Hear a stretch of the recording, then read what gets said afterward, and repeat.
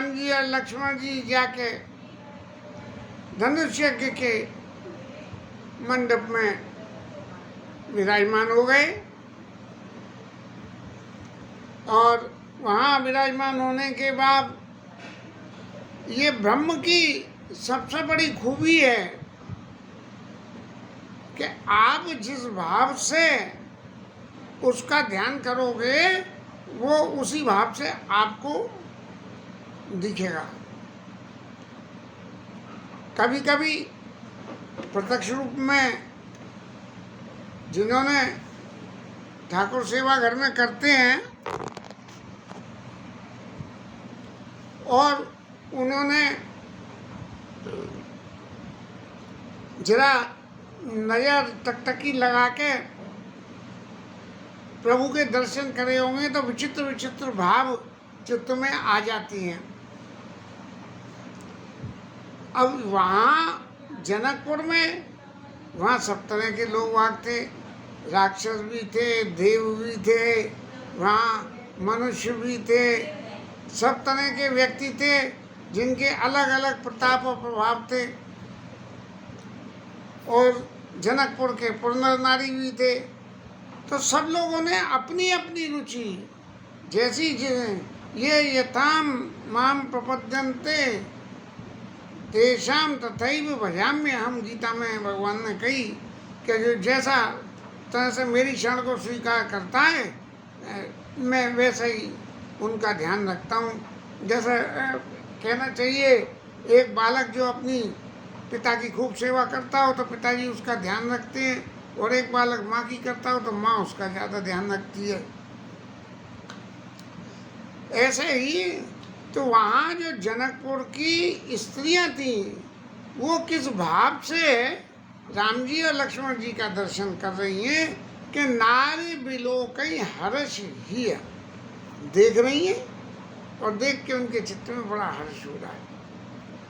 निज निज रुचि अनुरूप, अब निज निज रुचि के अनुरूप में एक शब्द ये है कि जो बड़ी माताएं स्वरूप थी वो पुत्र के रूप में दर्शन कर रही, और जो बराबर वाले थे वो अपने प्रियजन के रूप में दर्शन कर रहे, और पूर्ववासी जिनकी कोई रिश्ता नहीं था वो इस रूप में दर्शन कर रहे कि ये हमारे जामाता आके बन जाएंगे। जन सोवत श्रृंगार धरे मूरत परमनूप, जैसे किसी मूर्ति को अत्यंत सुंदर श्रृंगार करके विराजमान कर दिया हो। मूर्ति का श्रृंगार करना और एक व्यक्ति के श्रृंगार करने में भेद क्या है कि व्यक्ति के श्रृंगार करने में जिसका श्रृंगार हो रहा है वो उस श्रृंगार की अनुकूलता के प्रति अपनी यदि कोई प्रतिकूलता है तो उसको व्यक्त कर सकता है। जबकि मूर्ति श्रृंगार में कि आपकी जो भावना है उस भावना से कि भाई आज तो गोविंद को हमें जो है मोर पंख वाला मुकुट धारण कराना है, तो आपके पास नहीं है तो आप बाजार से ले आए और ला के मुकुट धारण करा दिया। लेकिन गोविंद आपसे ये नहीं कहेंगे कि मोर पंख वाला मुकुट मेरे को अच्छा नहीं लग रहा उतार दे, ये मूर्ति की बात रही। और किसी व्यक्ति को विवाह संबंध में देखा दूल्हे का श्रृंगार होता है और श्रृंगार करने वाले खूब करते हैं, और करने के बाद में क्या कहते हैं श्रृंगार करने के बाद में कि दूल्हे राजा कहते हैं भाई ये मेरे यहाँ चोरे आए से हटाओ। तो जन सोवत श्रृंगार धरि मूरति परम विदूषण प्रभु विराट मैं अधीरा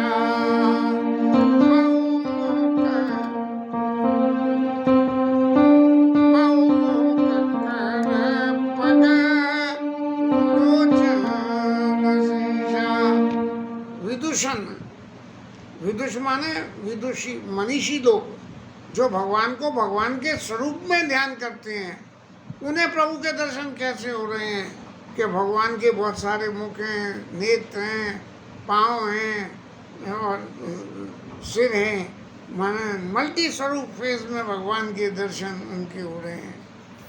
ये पूर्वासी की स्त्रियाँ और विदुषी लोग जो भगवान को भगवान की तरह मानते हैं उनकी बात रही। अब नंबर आ गया जनक परिवार, जनक जी की परिवार का। तो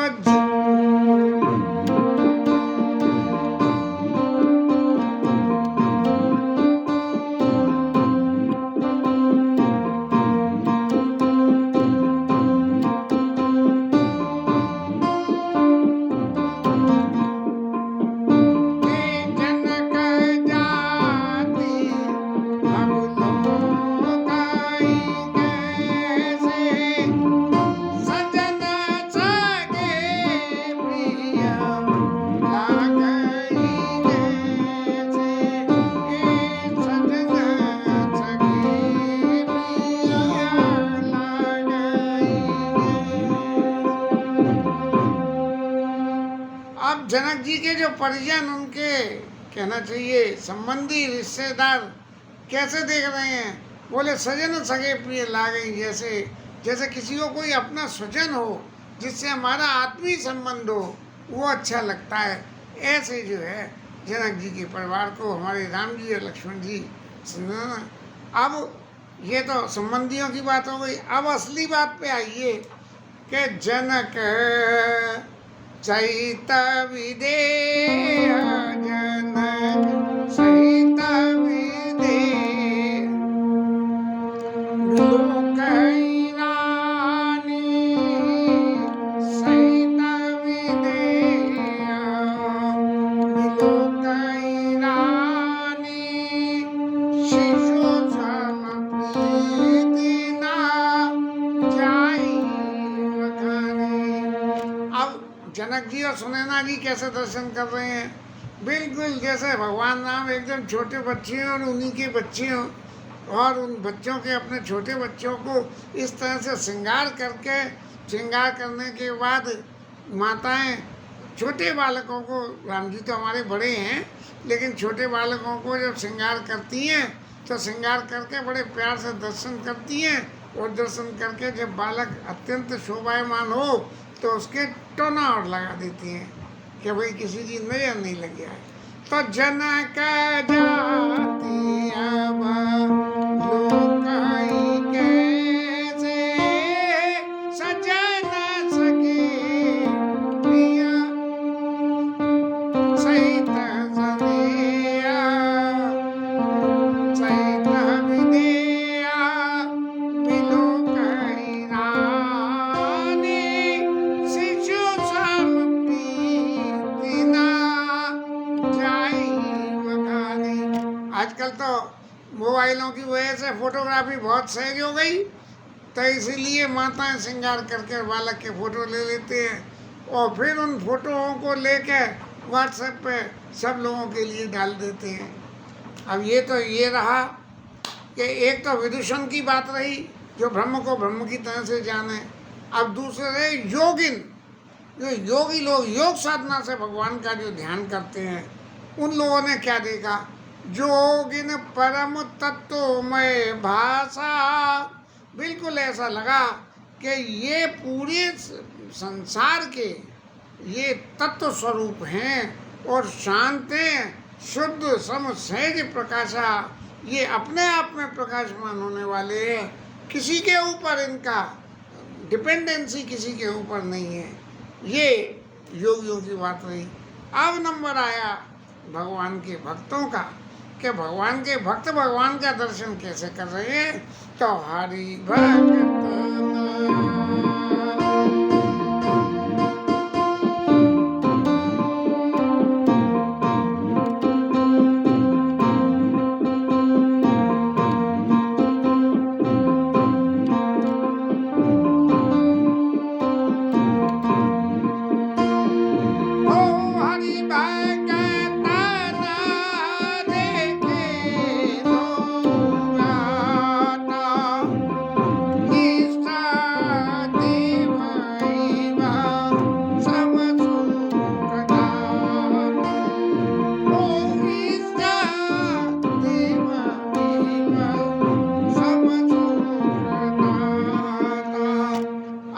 में राम जी का जन्म हुआ, उस पहले भी वहाँ भगवान के भक्त मौजूद थे। और जिस जिस स्वरूप में अपने भगवान का दर्शन कर रहे थे, तो वहाँ राम जी महाराज को विराजमान देखे कि हरि भगतन देखे दो भ्राता, ऐसा लगा कि जैसे उनके इष्ट देव जिनकी वो पूजा करते हैं वो ही ये दो स्वरूप रखे यहाँ आ गए हैं। अब इन सब की तो बात हो गई, लेकिन जिसका स्वयंवर हो रहा है उसके चित्त में राम जी का दर्शन क्या है? तो राम ही चितवा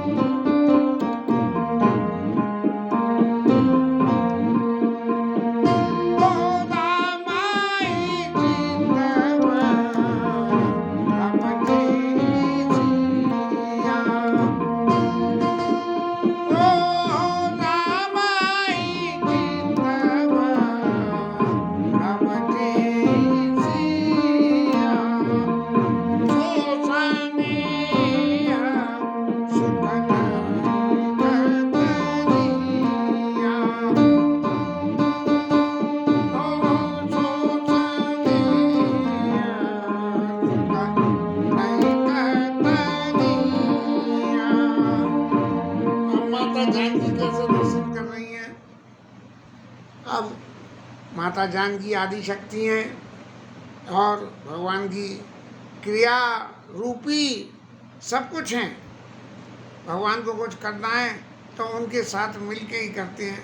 अब वो हमारी सीता मैया कैसे दर्शन कर रही हैं कि सो सने सुख नहीं कथनिया। यहाँ गोस्वामी जी ने अपने हथियार डाल दिए, बोले महाराज ये इन आदि शक्ति पर ब्रह्म और उनकी क्रिया शक्ति इन दोनों के बीच की बात है, और इसकी बात को मैं संसारी जीव वो सो सने सुख नहीं कथनिया, मैं उस स्नेह और सुख को मैं वर्णन ब्रह्म के बीच की बातें मैं इनको कैसे कर सकूं। और फिर और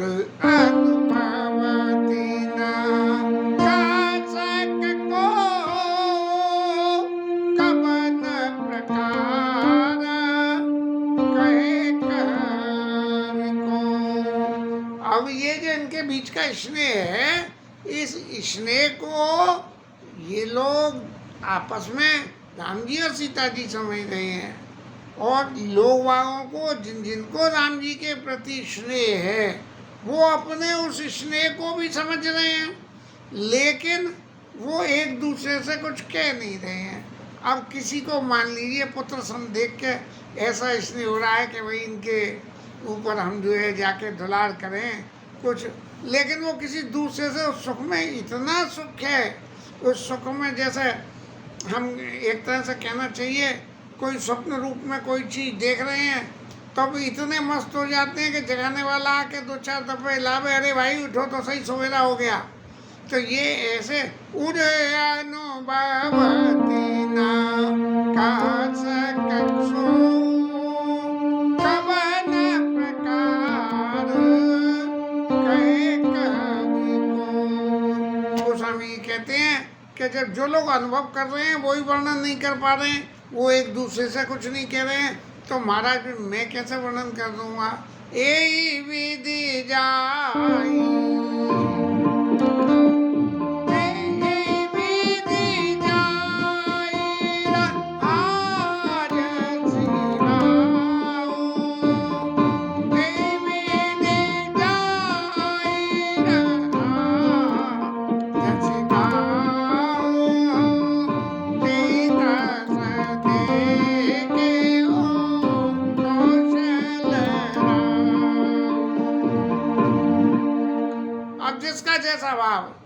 उसने भगवान की वहाँ बैठ के दर्शन करे हैं, और उनके दर्शनों को करके गोस्वामी जी अब कह रहे हैं कि ये इनकी शोभा जो मेरे नेत्र देख रहे हैं वो क्या कह रहे हैं।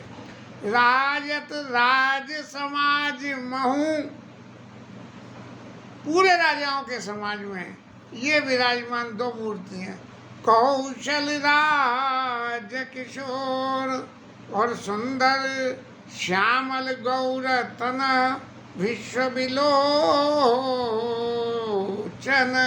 चोर। मुझे तो ऐसा लग रहा है कि पूरे संसार की निगाह दृष्टि को चुरा के अपनी तरफ करने वाली, अपनी तरफ ले जाने वाली ऐसी सुंदर मूर्ति राजत राज समाज महू, सारे राजाओं के बीच में ये कौशल राज किशोर ऐसे लग रहे हैं। इनकी सहज मूर्ति मनोहर है और एक तरह से कहा जाए तो करोड़ों कामदेव की उपमा भी इसके आगे फीकी है। और इनके मुख की जो आभा है वो चंद्रमा की चमक को फीकी करती है और इनके नेत्र जो है कमल की कोमलता को फीकी कर देते हैं। और जब इधर उधर देखते हैं तो देख के उनसे किसी आदमी की यदि निगाह मिल जाए तो ऐसा एक सुंदरता की डिग्री का एक ऐसा करंट सा पास चलता है कि भावत हृदय जात नहीं वर्णी। वो बस आनंद ले रहा है, जैसे किसी के मुंह में रसगुल्ला भर दो और रसगुल्ला भर के मुंह तो फूल गया पूरा। अब उससे पूछो भाई कैसा है, तो वो पहले या तो नीचे उतारे रसगुल्ले को या मुंह में से निकाले तभी तो बतावेगा। तो लेकिन यहाँ क्या है कि भावत हृदय, हृदय में इतने सुंदर लग रहे हैं कि जात नहीं वर्णी, उनकी शोभा को वर्णन ही नहीं हो पा रहा है। और क्या है उनके कल कपोल शुद्ध कुंडल लोला, चिरुक अधर सुंदर मृदु बोला। अगर महाराज राम जी बोले तो अत्यंत सुंदर है, गाल है उनके और कानों में कुंडल पहने हुए हैं। कुमुद बंद कर निंदक हासा, चंद्रमा की रोशनी में जो शीतलता है, यदि प्रभु हमारे हंस दें तो ऐसी शीतलता लगेगी जैसे चंद्रमा की शीतलता है वो भी उसके आके खोटी है। और जब अपने नेत्रों को तरेर लें, भ्रकुटि विकट मनोहर नासा, वे आँखों को जरा जो दिखाएं तो भ्रकुटि बड़ी विकट दिखती है। अरे बाप रे कितने नाराज हैं जी। ऐसे ऐसे बाल विशाल तिलक झलकाई, माथे पे उनके जो है तिलक शोभामायन हो रहा है। और कच्छ बिलो की अली अब अली लजाई, ये जो बाल हैं यहाँ से आके और यूँ घूंगे घुंघराले, आजकल तो करली हेयर, वो क्या था हम इंग्लिश में पढ़ते थे, curly hair very fair, I the blue lovely too I love you, कुछ ऐसी एक इंग्लिश की पोइम थी बचपन में जब उसमें पढ़ते थे मोंटेसरी स्कूल में, तब की आज कुछ याद आ गई। तब भाल विशाल तिलक झलकाई, कच्छ बिलो की आली अबली लगाई। और सिर पे जो है पीत चौतनी सुहाई, सिर पे जो है बालों की ये जो है चकामंद। अब आजकल तो फिर फैशन आ गया है, मर्दाना हो चाहे जनाना हो, सब सिर पे चुटिया को बांध के यहाँ चौतनी बना लेते हैं। और कुसुम कली बीच बीच बनाई, और उनके बीच में जो है कलियों से ये सिर की चौतनी जो बनी, इस पर चुटिया सी गोला बना के जूड़ा सा रख दिया और फिर इसके चारों तरफ फूल लगा दिए। रेखे रुचिर कम्बो कल ग्रीवा, छोटे छोटे जान बारीक धंधे से बाल, देखे रुचिर कम्बो कल ग्रीवा, और ये थोड़ी पे और जनुस्ते वन सुषमा की शोभा। ऐसा लग रहा है जैसे सारे संसार की शोभा बस इतनी है, इससे ज्यादा शोभा कुछ नहीं है। कुंजर मणि कंठा कलित, गली में कंठा पहने हुए हैं मणियों। ओरन तुलसी का माल, तुलसी की माला हृदय पे। और वृषभ कंध की हरि ठवन, कंधे ऐसे माने जैसे हम लोग तो बैठते हैं तो अभी आसन लगा के जो है, लेकिन प्रभु हमारे बिल्कुल जो सीधे बैठे हुए हैं। और वृषभ कंध के हरि ठवन, बल निधि बाहु विशाल, स्वरूप देख के ही ऐसा लगता है कि ये कितने बली हैं। और उनके पास साधन और भी हैं उनकी शोभा के वर्णन में। कटितु नीर पीठ पट बांधे, कपर में जो है तर्कस बना हुआ है। और कर सर धनुष बाम कर कांधे, बाएं कंधे पर धनुष लग रहा है राम जी के। और पीत जग्य उपवीत सुहाए, पीले रंग का उनके ऊपर में वो जनेऊ पड़ा हुआ है और नकसिक मंजू महा बिछाए। इतना सारा वर्णन करने के बाद भी गोस्वामी जी महाराज कह रहे हैं कि नाखून से लेके चुटिया तक सारी शोभा इतनी है कि जिसका बस वर्णन नहीं कर सकते हैं। और भगवान की शोभा को देख के कि लोग सब भये सुखारी, एक टक लोचन चलत न तारी।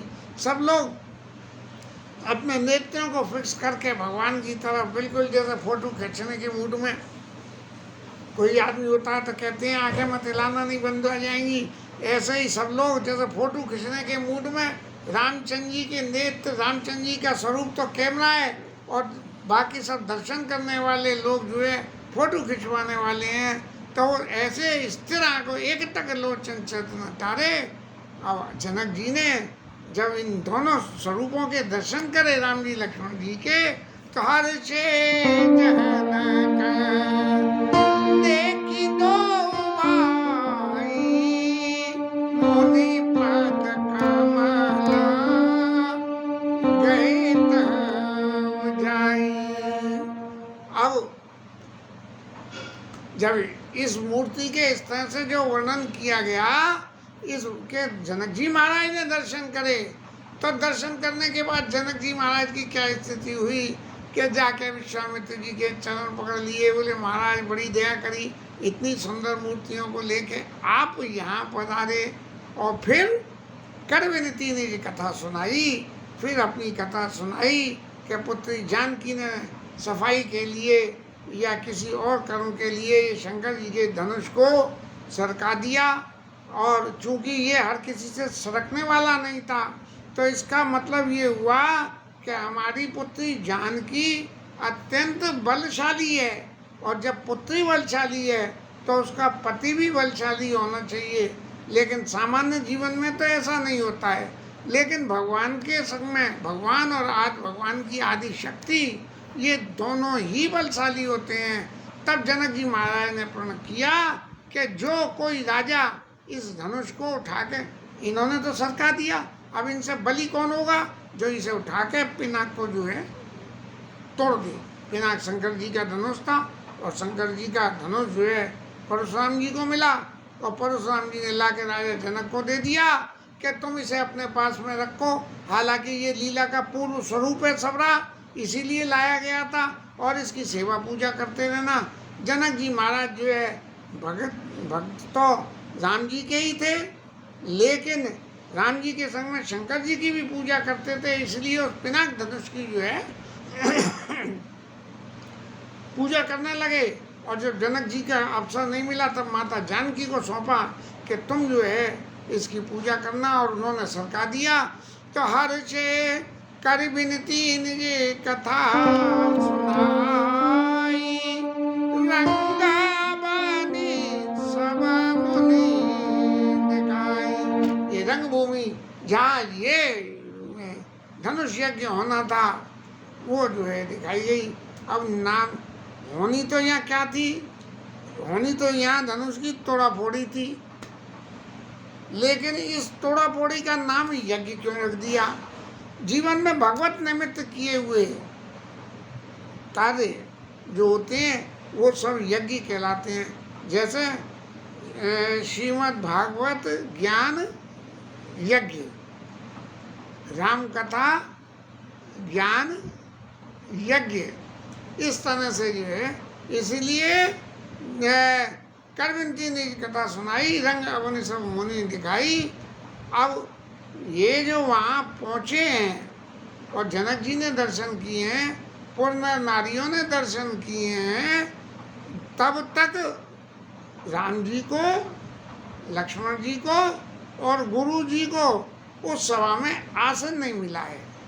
अभी इन्हें तब प्रवेश हुआ, और प्रवेश होते ही इतनी सारी घटना हो गई कि तरह तरह रूप से लोग वहाँ दर्शन करने लगे उनके, और दर्शन करते करते अपनी अपनी रुचि के अनुरूप क्या क्या भावना रही ये सब जनक जी ने भी दर्शन कर लिए, और करके जाके गुरु जी के चरण पकड़ लिए, और फिर सब कथा सुनाई।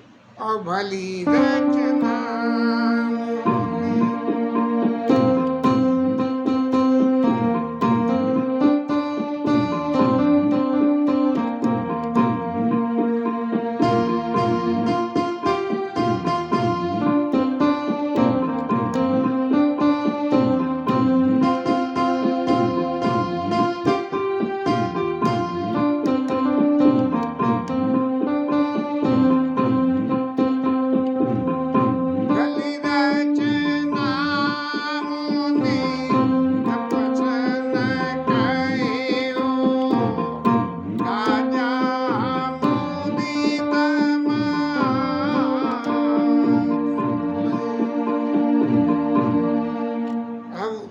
विश्वामित्र ऋषि ने जो वहाँ का ठाट वाट सब देखा, अब राजा जनक जी यानी इनके वो राजा जनक आदि शक्ति जिनकी पुत्री के रूप में स्वयंवर कर रही है, तो उसकी वहाँ की सजावट का और वहाँ के इंतजाम का क्या वर्णन किया जा सके।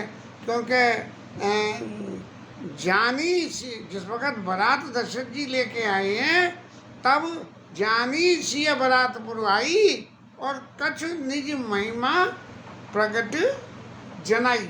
जब बारात आ गई तब उसकी सेवा के लिए कि मैं शक्ति स्वरूपा हूँ, मैं अन्नपूर्णा हूँ, इस बात की लोगों के लिए खातिरी करी गई। और ये बात सिर्फ राम जी जान पाए, दूसरा कोई नहीं जाना। अब राजा जनक ने जब ये देखा कि सब लोगों के इस तरह से मूर्ति की तरह से बंदे सब देख रहे हैं, कोई कुछ बोल नहीं रहा है, कोई कुछ कर नहीं रहा है, तो इसका मतलब है ये मूर्ति परम अनुपम है और अनुपम को अनूप स्थान होना चाहिए। तो सब मंचन ते मंचय का, सब मंचन ते मंचय का, सुंदर विशद विशाल, मुनि समेत दो बंधुता, वहाँ बैठा रे महिमान। एक मंच जो बहुत बड़ा था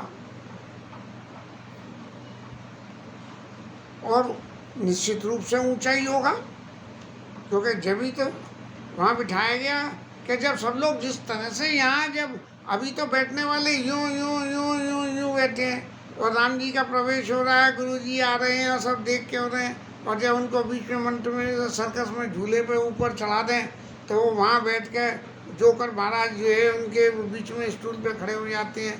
तो ऐसे ही राम जी महाराज को एक विशद विशाल, बड़ा सुंदर और बहुत बड़ा और निश्चित रूप से ऊंचाई होगा। मुनि समेत दो बंधुता बैठा रे महिपाल, राजा जनक ने उनको वहाँ विश्राम करा दिया। अब इसके आगे की कथा